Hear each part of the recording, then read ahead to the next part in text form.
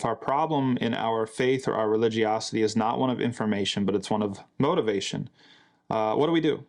Right? What are the things that we need to kind of learn or ponder upon or synthesize, right? Maybe it's not about just information. Maybe it's just about synthesizing. Maybe it's about feeling. Maybe it's about inspiration. What do we have to do? Where do we go? And al-Rhagib al-Isfahani, he mentions that we have to increase our awareness in a couple of arenas. First of all, we need to increase our awareness of Allah subhanahu wa ta'ala. Right? Somebody will never ever want to adhere to Allah's guidance if they don't know who Allah is. That's just plain facts, right? That they don't know that Allah is the most merciful. Well, then how are they going to trust that Allah's rules are fair? They don't know that Allah is the most wise. How are they going to trust in Allah's guidance? They don't know that Allah is able to reward beyond comprehension and forgive beyond comprehension. How is this person going to trust the system, right? If Allah is just an abstraction, a theory, an idea, without sort of a tangible, felt reality, and I mean that in the sense that like a person feels that Allah exists, you know, then who's going to want to listen to this rule or that rule? So the first thing is increasing your knowledge about who Allah subhanahu wa ta'ala is, and not just knowledge in the sense of information, but real embodied knowledge, feeling it, understanding it, all of your senses involved. And then after that, we also have to understand who we are. That's probably the other big point.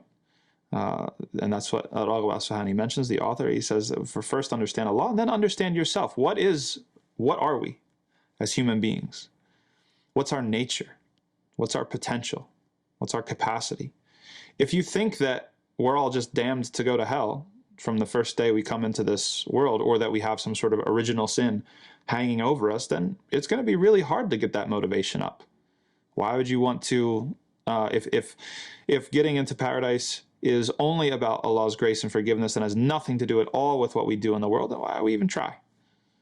Right? We act as if differences in theology are just like differences in culture, and they're not. They actually result in different ways of being in the world.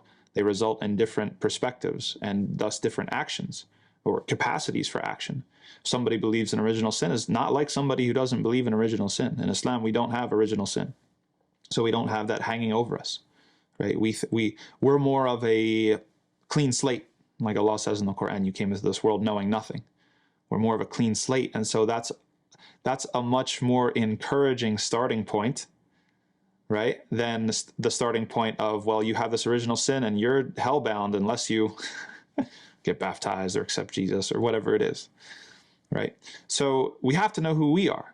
What is the nature of a human being?